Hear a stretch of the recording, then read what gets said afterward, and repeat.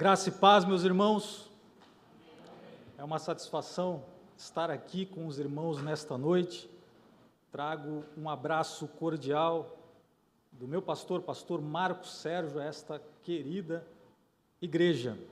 E já convido, no mesmo ato em que agradeço ao convite que me fora feito pelo conselho desta igreja, na pessoa do presbítero Vladimir, solicitando que a igreja abra comigo a Sagrada Escritura, em Lucas, capítulo 5, a partir do verso 1.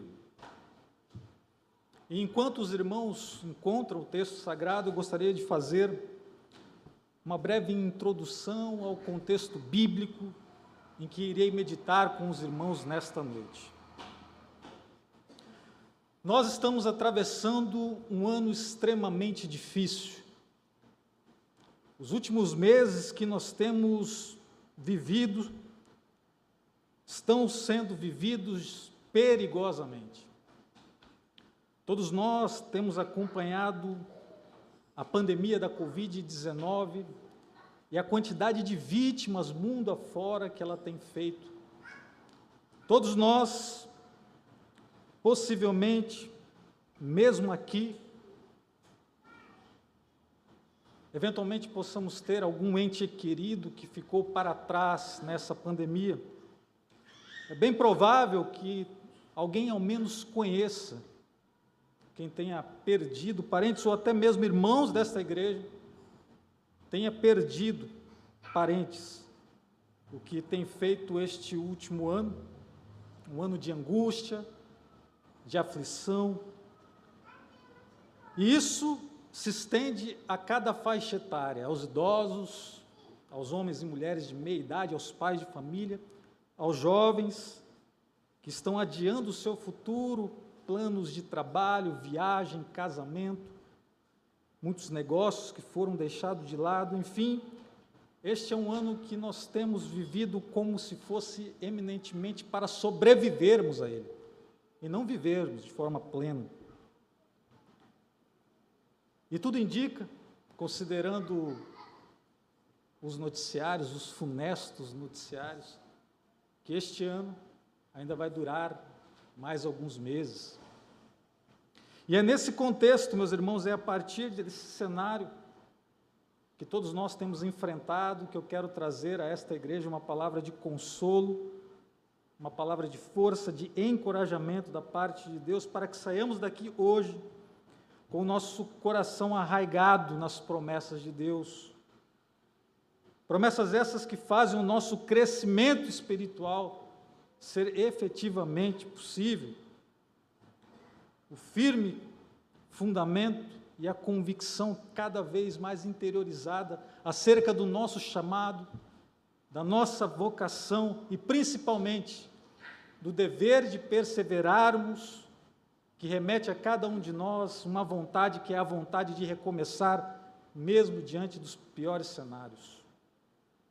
E é para refletir sobre o chamado de cada um, sobre a vocação que cada um aqui recebera na eternidade, e a perseverança que devemos ter nesses dias difíceis, recomeçando sempre apesar de tudo, que eu quero refletir na vida de um personagem e colher algumas lições a partir de um texto muito conhecido dos irmãos, que é o texto que todos se encontram já abertos em Lucas, capítulo 5, que eu leio.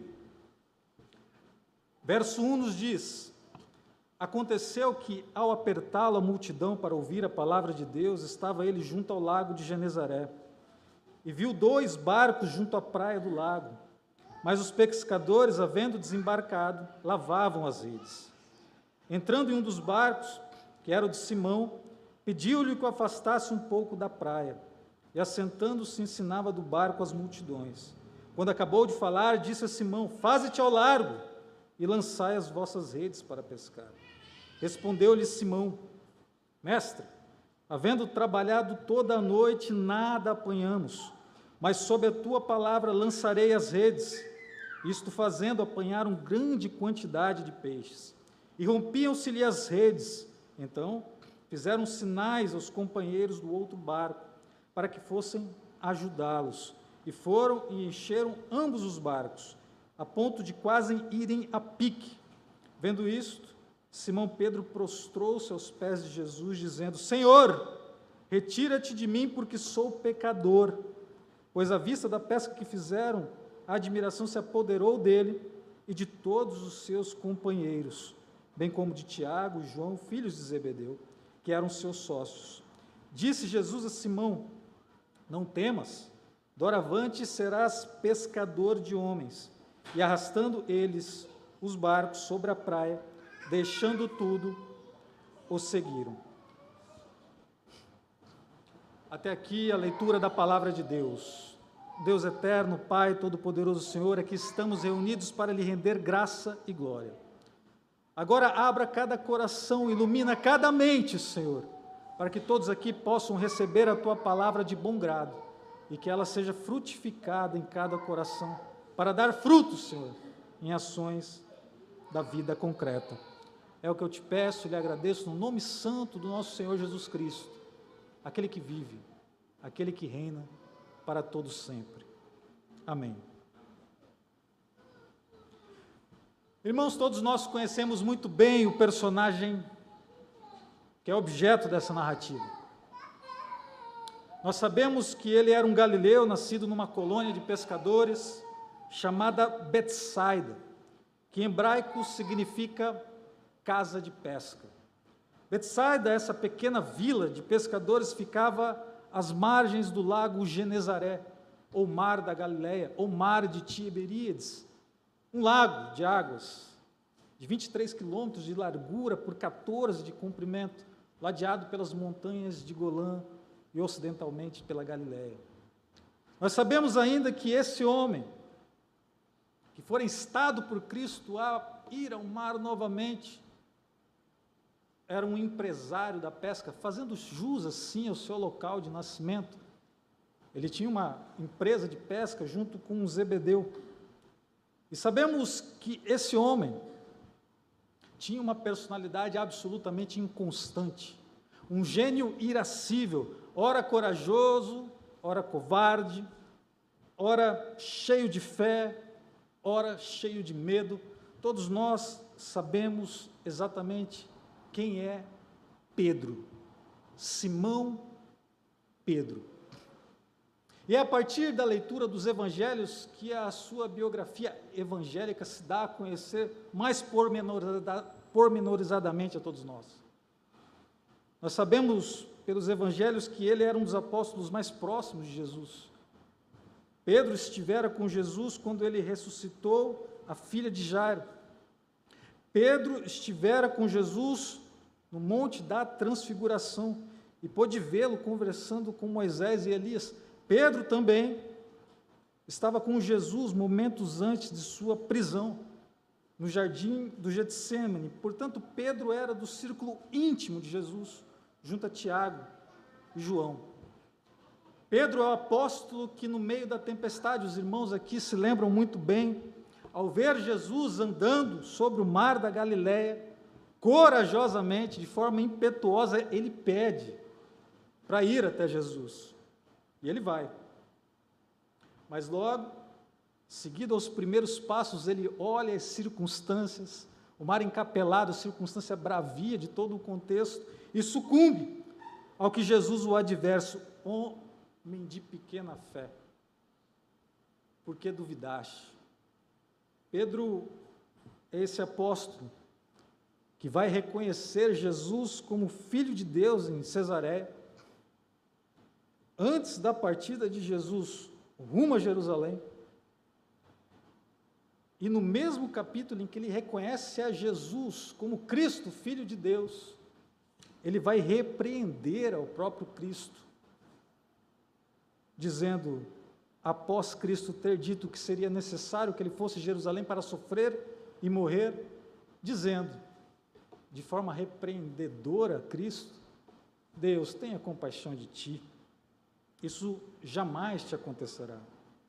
Circunstância em que Jesus se volta para Pedro e diz: para trás de mim, Satanás, tu és para mim motivo de tropeço, pois não pensa nas coisas de Deus, mas sim nas que são dos homens. Pedro, dessa forma, é o apóstolo que ora recebe a revelação de Deus, e instantes depois é instrumentalizado por Satanás. Pedro é o apóstolo que na última ceia com Jesus, ocasião em que Jesus lava os pés dos discípulos num ato de humildade e exemplaridade a todos nós, quando Jesus se aproxima dele, ele diz: Senhor, nunca me lavará os pés. Ao que Jesus lhe responde: se eu te não lavar os pés, não tem parte comigo. E Pedro responde: Senhor, não somente aos pés, mas também as mãos e a cabeça. Nós sabemos também, pelo Evangelho, que Pedro é o tipo de pessoa que faz promessas que não pode nem irá cumprir. Em Mateus 26, 35, ele diz: Senhor, ainda que seja necessário morrer contigo, de modo nenhum te negarei. E o pior é que no Evangelho de Marcos, onde esse texto que eu acabei de ler aos irmãos está registrado, o texto insiste que Pedro dissera isso de forma enfática, repetidas vezes, de forma veemente. Pedro é aquele tipo de pessoa que se acha forte, mas é fraca. É aquele tipo de pessoas que em certas ocasiões se coloca como a melhor de todas. Ainda que todos te abandonem, Senhor, ele irá dizer em Mateus 26, 33, eu não te abandonarei. Sabemos, logo depois, pela leitura dos evangelhos, o que será feito de todas essas juras de fidelidade que o apóstolo Pedro vai fazer a Jesus. Quando Jesus estava no jardim do Getsêmani, a poucas horas da prisão, sentindo angústias de morte, ele chama Pedro para orar. E enquanto a maior batalha da humanidade estava sendo travada, enquanto Jesus gemia, chorava e clamava, Pedro está, como todos nós sabemos, dormindo. E ele é instado 3 vezes a acordar, mas ele se agarra ao sono novamente. Nós sabemos também que depois de todas essas presepadas, Pedro vai demonstrar uma espécie de valentia carnal, como que para compensar suas falhas morais, para compensar essa série de displicências, quando ele corta, no momento da captura de Jesus, a orelha do servo mau, em João 18, 10. Tudo isso, meus irmãos, sem falar do episódio mais conhecido e marcante para todos nós, que é a circunstância onde Pedro nega Jesus 3 vezes. Eu não serei o primeiro pregador a afirmar que Pedro, na verdade, somos cada um de nós. Que Pedro, na verdade, somos todos nós, com a nossa inconstância, com a nossa vontade fraca, com a nossa capacidade inata de prometer com a boca e negar com o coração. Pedro somos eu e você. Pedro, o primeiro entre os seus iguais apóstolos, o cabeça de todas as listas de apóstolos dos evangelhos, o líder da igreja primitiva, aquele que foi chamado pelo próprio Jesus, por 3 vezes, a apacentar o seu rebanho. Ele era simplesmente um ser humano como qualquer um de nós. Mas agora note, até ele entender, plena e perfeitamente, o sentido do seu chamado e a natureza da sua vocação. Pedro era esse homem inábil à vida espiritual, inconstante, agitado por qualquer vento, até o momento em que ele entende o sentido do seu chamado e a natureza da sua vocação.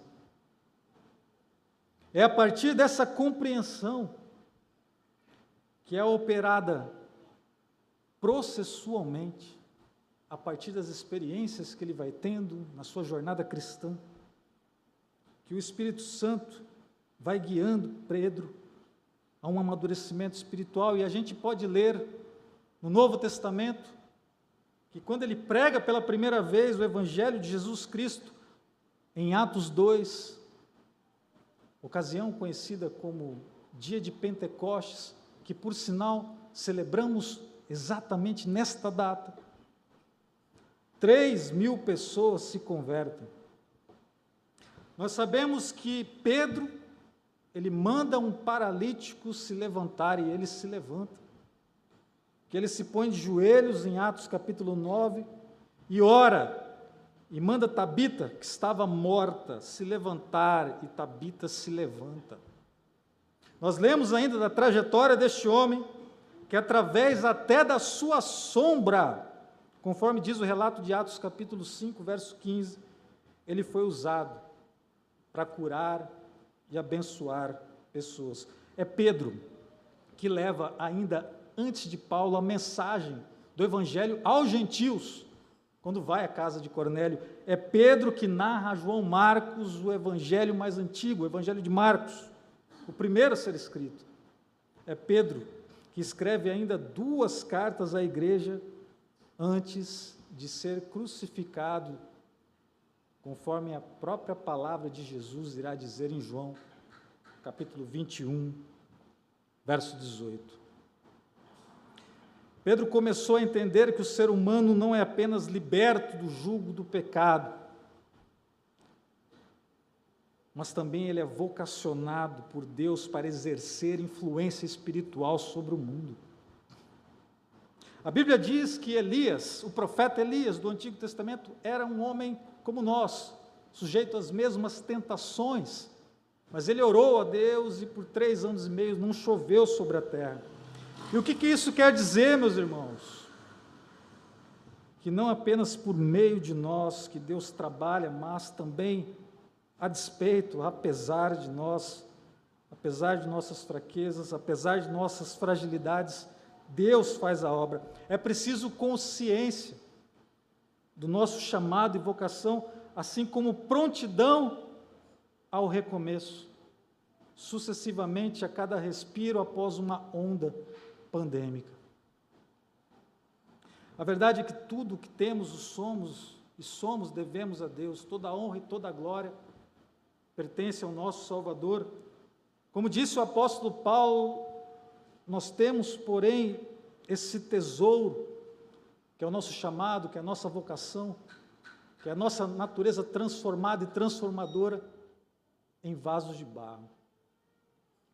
E é a partir daí que podemos dizer: todas as coisas posso naquele que me fortalece. Irmãos, quando você entender plenamente quem Deus te chamou para ser, você não irá querer ser ninguém além de si mesmo. A vitória em Cristo Jesus não é uma vitória única após uma longa jornada, mas uma sucessão de pequenas vitórias e pequenas perseveranças, uma depois da outra. E é a partir desse grande contexto, acerca da vida desse homem, que eu quero voltar ao texto agora, especificamente nos versos 4, 5 em diante, para colher algumas verdades para as nossas vidas. Leamos o verso 4 novamente, do capítulo 5 de Lucas. Quando acabou de falar, disse a Simão: faze-te ao largo e lançai as vossas redes para pescar. Respondeu-lhe Simão: mestre, havendo trabalhado toda a noite, nada apanhamos, mas sob a tua palavra lançarei as redes. Isto fazendo, apanharam grande quantidade de peixe e rompiam-se-lhe as redes. Veja, irmãos, no Evangelho de João, capítulo 1, verso 42, nós lemos que Jesus encontra Simão Pedro e lhe diz: tu és Simão, o filho de João, tu serás chamado Cefas, que quer dizer Pedro. A partir desse momento, nós podemos imaginar que Pedro abandonou imediatamente a sua empresa de pesca e seguiu em dedicação integral à equipe apostólica, mas isso não é verdade. Quando Jesus Cristo encontra novamente Pedro, à margem do lago Genezaré, depois de uma noite de pesca inútil, infrutífera, lavando as redes, meio que como estava contextualizado de que aquele homem estava como que fraquejando na sua trajetória e titubeando entre dois senhores, a sua empresa e o ministério apostólico, a sua perspectiva de ser um homem chamado, vocacionado por Deus, e a sua vida profissional, o lá e o aqui, cambiando entre duas expectativas que ele não podia suportar. Pedro, quando é encontrado por Jesus Cristo ali, depois de uma noite de pesca em vão, ele é um homem que novamente é chamado por Jesus. Foi ali, diante de um contexto em que Jesus precisava de um barco de pesca para pregar, e nessa circunstância eu faço das palavras de Hernandes Dias Lopes as minhas, quando ele diz que todo barco de pesca é um púlpito de pregação. E Jesus vai escolher o barco de Pedro e vai pedir para aquele homem já cansado da noite de trabalho, arrastar ele um pouco das margens. E Jesus ali, usando o espelho de água como um amplificador de som, assentando-se como um rabi, começa a ensinar as multidões. E Pedro ali ouvindo e lavando as redes, ouvindo e lavando as redes, ouvindo e lavando as redes. Jesus acaba o seu aprendizado para as multidões e agora vai fazer o aprendizado prático com o cabeça da igreja primitiva, com aquele que ele colocaria como responsável por liderar a sua igreja ali, naquele contexto. E ele pede para Simão Pedro, fazer-te ao largo. Existem duas traduções desses versos 4 e 5, que são extremamente interessantes para a gente entender o que Cristo estava a dizer àquele pescador. E eu faço questão de ler, os irmãos, essas duas outras traduções. Verso 4, quando terminou de falar, disse a Simão, agora vá para onde é mais fundo e lancem as redes para pescar. Simão respondeu, mestre, trabalhamos duro a noite toda e não pegamos nada. Vai ser o Senhor que nos pede, vou lançar as redes novamente. Em primeiro lugar, nós temos aqui um contexto profissional que impede que um pescador se assegure de que aquele homem, um carpinteiro, poderia entender de pesca. Eu vou melhorar o que eu disse. Em primeiro lugar, é impossível que um pescador experimentado, nascido e criado na beira daquele lago, tome em perspectiva a possibilidade de levar a sério a orientação de quem nunca pescou, pelo simples fato de não ter nenhuma intimidade com o lago, porque aquele que orientava o pescador era um carpinteiro. Então, a primeira perspectiva que se impõe é essa. E 11 entre 10 entre nós, talvez ignorasse essa perspectiva. Todos nós já lidamos aqui com mecânico, todos nós já lidamos aqui com profissionais que demandam do artesanato das suas mãos a perícia. É muito pouco provável que eles interpretem qualquer orientação em contrário, considerando aquilo que eles sabem, aquilo que eles têm domínio. Muitos deles sentem-se até ofendidos. Não é o caso aqui. O segundo contexto que implica um entendimento também acerca dessa circunstância é a necessidade, quase que por obediência cega, de mudar toda a estratégia de pesca de alguém que só pesca cardumes à noite em águas rasas, por pescar durante o dia em águas profundas. Literalmente, Pedro tem que estar meio que fora de si para levar em consideração, em primeiro lugar, a orientação de quem não entendia nada do ofício, um carpinteiro dando pitaco em pescaria. Em segundo lugar, invertendo a lógica das estratégias, pescaria diurna em águas profundas ao invés da que sempre ocorrera, pescaria noturna em águas rasas. Pedro segue. Pedro segue. Mas a lição fundamental que eu quero extrair para além desse contexto imediato é a lição que implica a todos nós, enquanto igreja, enquanto pessoas que têm sofrido reveses na sua vida, é que nós somos chamados o tempo todo o tempo, a cada dificuldade, a recomeçar novamente. Faze-te ao largo e lançai as vossas redes para pescar. Jesus não pede que Pedro desista, muito ao contrário, Jesus não pede que Pedro foque exclusivamente no seu ministério pastoral, apostólico, muito ao contrário, Jesus não pede que Pedro aceite a derrota. O que Jesus ensina a Pedro, com o mar adentro, com faze-te ao largo, é que o nosso desenvolvimento, que o desenvolvimento da nossa vida espiritual, exige da nossa parte um contínuo recomeçar. Derrota, dessa forma, não quer dizer desistência. Derrota, para nós, crentes em Cristo Jesus, significa mar adentro. Derrota para o crente não significa jamais largar as convicções, mudar os planos, redimensionar as expectativas. Derrota para nós significa fazermos ao largo, irmos mais adiante. Derrota significa, neste caso, e para todos nós nessa noite, ânimo redobrado. Significa levantar de novo, porque quem começou a boa obra é fiel para levá-la a termo até o dia de Cristo Jesus. Homens e mulheres ao longo de toda a Sagrada Escritura precisaram recomeçar, meus irmãos. Davi, depois de mandar matar Urias e adulterar com Betseba, precisou recomeçar. Moisés, depois de cometer homicídio contra o egípcio, precisou recomeçar.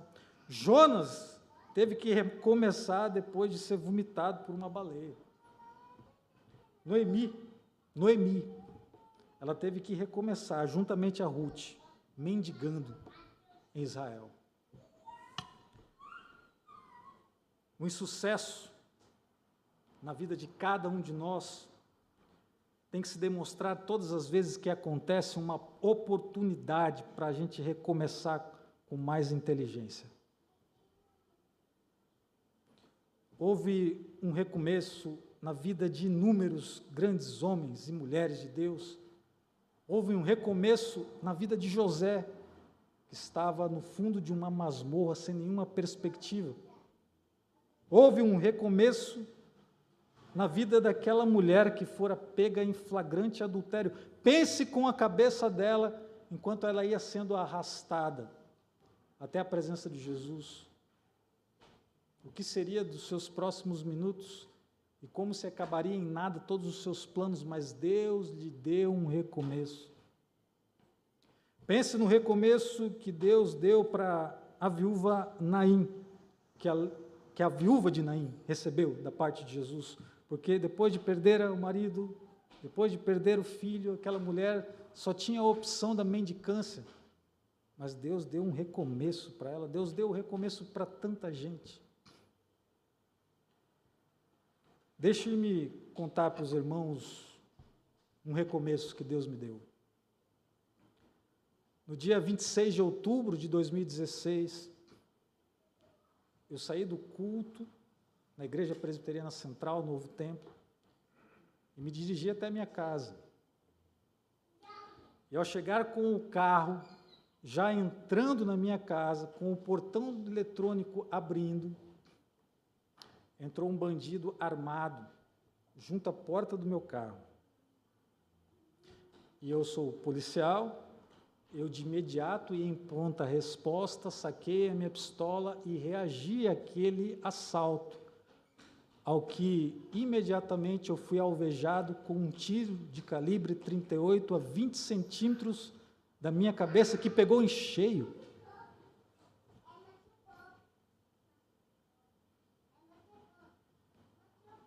Aquele tiro quase que queima-roupa, tecnicamente é queima-roupa, me fez perder todas as expectativas de sobreviver. Eu, que por inúmeras vezes já tinha visto pessoas morrerem, ao ver aquele tipo de sangue, a quantidade de sangue, a percepção dos sentidos, a perda da consciência, eu só orei a Deus, encomendei minha alma ao Senhor e fiquei aguardando a morte.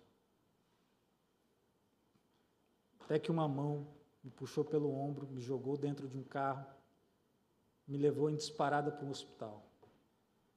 Me jogaram numa maca, me levaram para uma radiografia, e o primeiro médico residente plantonista naquele hospital, ao abrir a minha pupila, ele olhou para a enfermeira, e eu me lembro, em lusco-fusco, já perdendo, dizendo para ela, ó, já era. E eu subi para a tomografia, chegaram os médicos da polícia, e quando aquele médico recebeu a tomografia, ele olhou aquele papel e sorriu. Sorriu. Eu falei, na minha quase inconsciência, deve ter sido algo bom, né? Senão ele não ia sorrir. Ele chegou bem assim no meu ouvido, falou, Leal, essa munição fez um caminho no seu rosto inacreditável. O único caminho possível que ela poderia fazer no seu rosto, que não levaria à morte, é justamente esse caminho que ela fez, louvado seja o nome do Senhor. E ele olhava para os médicos e eles ficavam estupefatos. 1 centímetro para baixo, romperia o palato e eu morreria asfixiado com sangue. 1 centímetro para a direita, ia pegar o parênquima. Eu ia perder todos os movimentos, tetraplegia. 1 centímetro ou menos para cima e ia em direção ao cérebro. Estado vegetativo, morte cerebral. A única possibilidade que aquela munição que acertou o centro do meu rosto, que os irmãos olhando nem observam aonde, foi o caminho que ela fez e que me permitiu estar aqui no dia 23 de maio de 2021, louvando e exaltando o nome do Senhor. Deus nos dá recomeços. Deus nos dá possibilidades na forma de sofrimento, de lutas, de provações, de dificuldades, que se constituem em pedras da nossa coroa, que se constituem em pontes para o nosso crescimento espiritual, que se encontram como que escondidas no meio de lágrimas, que são colhidas na taça que o Senhor recolhe, toda vez que você ora em meio de uma tribulação. Deus é o Deus dos recomeços. Ele me deu um recomeço como deu na vida de inúmeras pessoas. Como no dia que você levantou a sua mão nesta ou em qualquer igreja, recebendo a Jesus Cristo como seu Salvador, e naquele momento o ato regenerador do Espírito lhe deu uma nova vida, para que você fosse um novo homem, uma nova mulher, e assim impactasse o mundo com a sua presença, com as suas palavras. Era isso que Pedro passava a entender, e ele sentiu como eu sentira, naqueles dias em que eu passei na UTI, que eu não era digno da graça de Deus, como Pedro não era digno de tamanha e miraculosa pescaria. Senhor, retira de mim que eu sou pecador. Senhor, eu não mereço essa dádiva. As pessoas me visitavam e se davam como que encontrando um fantasma, porque eu não deveria estar ali. Era surreal, sobretudo para policiais que entendem que tipo de circunstância uma pessoa morre. E um tiro daqui para cima é fatal. Invariavelmente fatal. Assim como era invariavelmente impossível que uma pesca naquelas condições ia gerar tamanha bonança, pois Deus faz vide, oliveiras, figueiras da terra desolada e devastada. Deus faz o que é a partir do que não é. E é a partir da nossa fraqueza que Ele nos fortalece. É a partir do nosso vale que Ele nos edifica. Porque bem-aventurados são aqueles que choram, bem-aventurados são aqueles que são humildes e pobres de espírito. O reino de Deus é o reino aí fora, de ponta cabeça. E todos nós somos objetos dessa graça. Todos nós somos alvo dessa bênção. E se a minha bênção ela é mais visível com a sua, não se escandalize com o que eu irei te dizer. O seu ato de transformação de vida, sem nenhum percalço, sem nenhum tiro na cabeça, e queira Deus que não ocorra, é tão maravilhosamente poderoso do que acontecerá comigo, do que acontecerá com Pedro. Deus é o Deus do recomeço. Ele já iniciou o recomeço na sua vida. Tome posse do seu chamado, entenda a natureza da sua vocação e impacte ao mundo com a sua vida espiritual transformada. A segunda lição que esse texto nos traz, e é o segredo dessa passagem, ao meu modo de ver, a segunda lição que Jesus ensina a Pedro no mar da Galileia, quando determina ele a ir mar adentro, quando determina ele fazer-te ao largo e lançar as redes para pescar, é que o segredo de todas as nossas vitórias não está apenas em recomeçar. Ora, mas aí está em contradição com tudo aquilo que você pregou até agora. Não.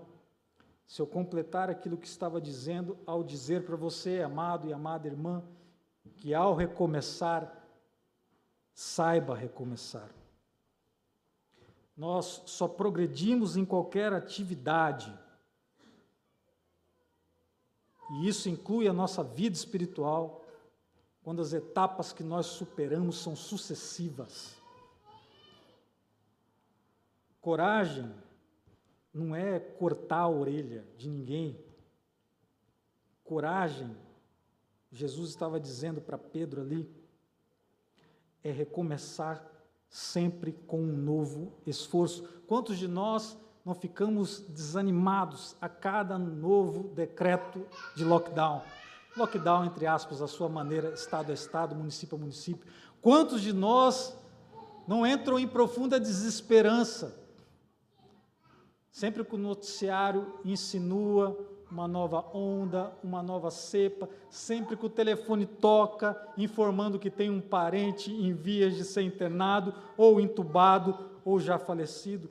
Quantos de nós não tem tido noites e noites vãs, inúteis, como se a vida simplesmente não estivesse passando com algum aproveitamento? Domingo, para mim, que sou a terceira geração de crente, sem estar na igreja, é como uma morte em vida. Domingo, para mim, não tem sentido, se não for estar na casa de Deus. Mas quantos de nós, presos na impossibilidade de cultuarmos fisicamente, olhando e nos encorajando mutuamente num culto como esse, não se desanima e acha que estar em casa também é uma forma absolutamente equivalente e legítima de estar cultuando a Deus? Saiba que estar aqui conjuntamente, como igreja, como corpo e membro de Cristo, é uma forma da igreja militante continuar triunfando nesse mundo, apesar de tudo e de todos. Se o mundo nos coloca obstáculos, o Espírito Santo nos dá uma vara para saltá-lo ainda mais alto e potente. Se Deus lhe deu um problema, o seu novo recomeço está fundado em mais oração, em trazer para a sua vida as disciplinas espirituais, do jejum, do cultivo da meditação na palavra do Senhor, do silêncio contemplativo na beleza da santidade do Eterno, do jejum que consagra-nos, que faz com que a gente, aqui lembrando novamente Hernandes Dias Lopes, troque o bom da comida pelo melhor, que é o pão do céu. Quantos de nós Estamos habituados a levar uma vida espiritual, profissional, acadêmica, pífia, medíocre, porque não tem entendido que Deus quer nos exaltar nessas facetas da nossa vida. O seu ministério, onde Deus te colocou, e é lá que você irá frutificar.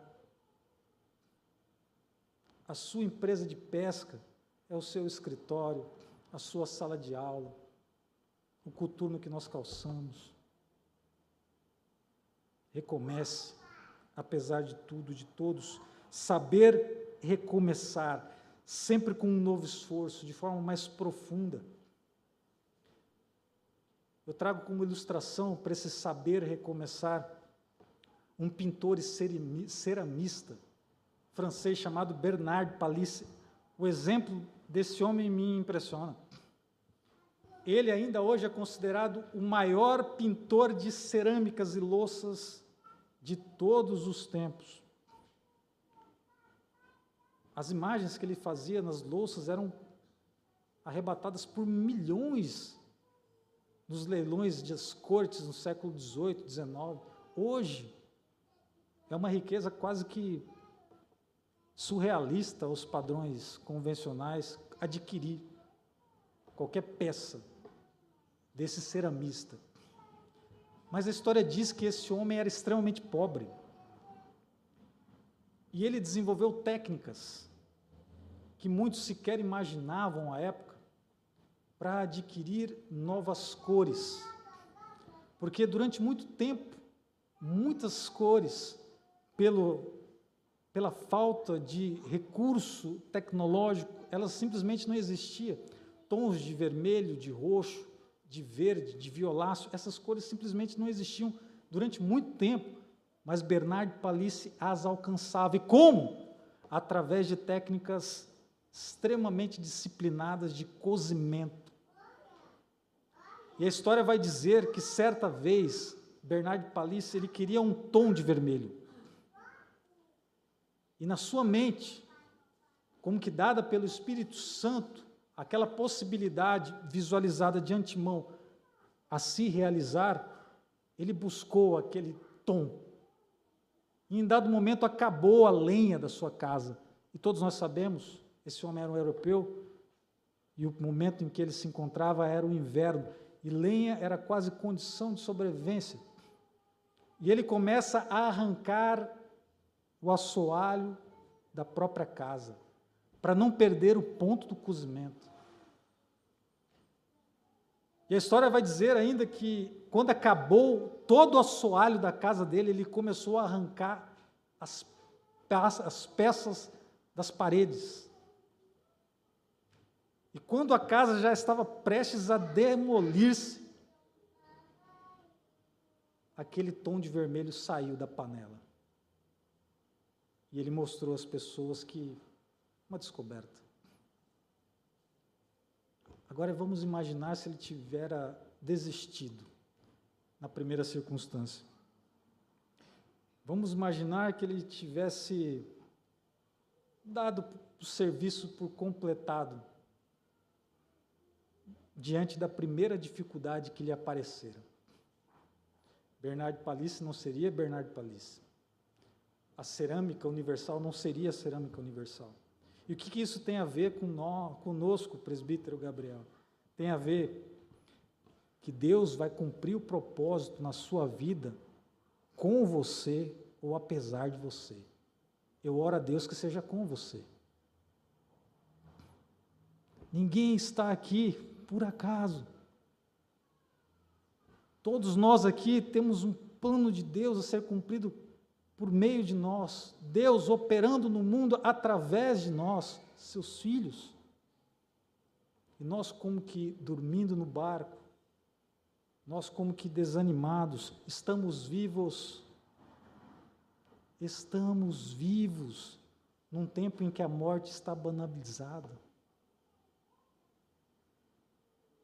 E isso já é um grande motivo para a gente entender a segunda-feira como uma grande oportunidade para recomeçar, apesar de tudo. Se a primeira lição é recomeçar, A segunda lição que Jesus dá a Pedro ali é ir para um lugar mais fundo, porque o lugar das margens é o lugar das futilidades. Nas margens se encontra o frescobol, os quiosques com bebida, nas margens se encontram as mulheres com roupas sumárias, nas margens se encontram as distrações de momento, nas margens se vive o tipo de vida indigna de ser vivida para nós. As margens da vida não é o lugar em que nós devemos estar, nosso lugar é mar adentro. Recomeçar e recomeçar com mais esforço, indo mais longe. Eu oro 1 hora, passarei a orar mais. Eu antes não jejuava, passarei a jejuar. Eu tenho certeza que pastor Marcos Rogério aqui tem, se for consultado, uma missão para cada membro dessa igreja. Pastor, eu quero trabalhar na sua casa, na casa de Deus, a casa do meu pai. O que tem aí para eu fazer? Não vai faltar missão, eu tenho certeza absoluta. O evangelismo do teu vizinho, aquele folheto que você pode passar em qualquer livraria e comprar e deixar na porta dele. Deus, em muitas ocasiões, está esperando o seu despertar para salvar uma pessoa, ou mesmo para salvar alguém de dentro da sua casa. Mar adentro. E a terceira e última lição desse texto é talvez a mais importante para todos nós. Recomece com inteligência, com profundidade e recomece seguindo a Deus, em obediência.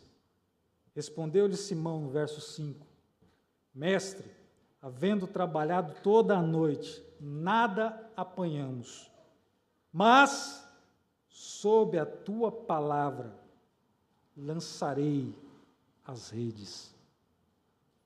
Coloque a obediência de Deus acima da sua opinião. Coloque a vontade de Deus acima da sua vontade. Coloque a confiança em Deus e esqueça a sua autoconfiança. Mas, sob a tua palavra, lançarei as redes. Sob tua palavra, Senhor, eu vou continuar orando pelos meus filhos. Sob tua palavra, eu vou continuar cuidando da minha esposa e dos meus filhos. E cuidando tal qual um jardim a minha família. Sob a tua palavra, Senhor, eu vou cada dia tentar com um esforço renovado ser mais puro nas palavras, nos gestos, nos pensamentos, com mais energia e motivação do céu. Sob a tua palavra, eu quero viver com mais energia e dedicação à sua obra. Sob a tua palavra é que eu quero viver, Senhor. Mas, presbítero Gabriel, eu estou orando há 10 anos pelo meu filho e ele não volta para casa. Existe um personagem da história teológica, universalmente conhecido, chamado Agostinho. A tradição chama-o de Santo Agostinho. Eu também o chamo de Santo Agostinho, não oro para ele, mas ele é assim reconhecido, Santo Agostinho. E ele durante muito tempo viveu, como se diz na esbórnia, no pecado. E um dia questionaram a Mônica, sua mãe. Mas Mônica, hoje canonizada pela Igreja Católica Romana, Santa Mônica. Mas Mônica, Deus fez a obra na vida de Aurélio Augusto, hein? Ao que ela responde, o Senhor Deus não iria jamais deixar de salvar aquele filho de muitas lágrimas.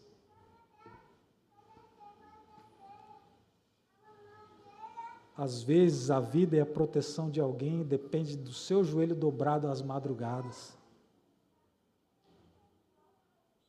Às vezes Deus quer estabelecer um relacionamento com você para abençoar pessoas que você nem imagina. Para te abençoar, inclusive. Deixa eu te dizer, para encerrar, não se trata, meu irmão, de ser razoável. O cristianismo é um paradoxo. nós somos simultaneamente justos e pecadores. Nós somos puros e simultaneamente como que fiéis a modo de trapos de imundícia.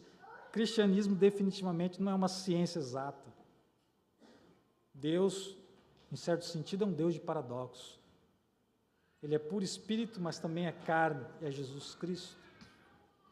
Ele é três e simultaneamente um. Portanto, se Deus está pedindo para ir na contramão de tudo aquilo que você pensa, de todas as estratégias que você articulou como corretas e sensatas, vá, confie na palavra de Deus. A um pescador não cabia ouvir um carpinteiro, a um pescador estrategicamente não cabia pescar daquela maneira, a um pescador cabia ignorar aquele nazareno. Mas nós confiamos no Deus triuno, Senhor sobre o céu e a terra, que dá recomeços aos homens. E eu encerro lendo Efésios, capítulo 3, verso 20.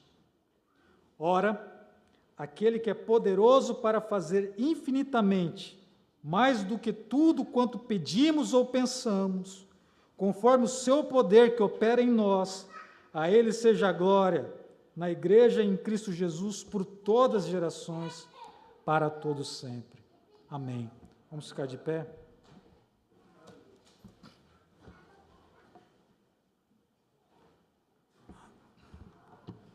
Deus eterno, Pai todo-poderoso, Senhor, a sua palavra nesta noite, Senhor, foi cantada, orada e pregada, Senhor.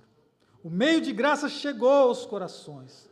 Senhor, agora que cada pessoa aqui dentro desta igreja receba essa palavra de bom grado e num campo fértil produza a 100 por 1, Senhor, cada ensinamento aqui plantado.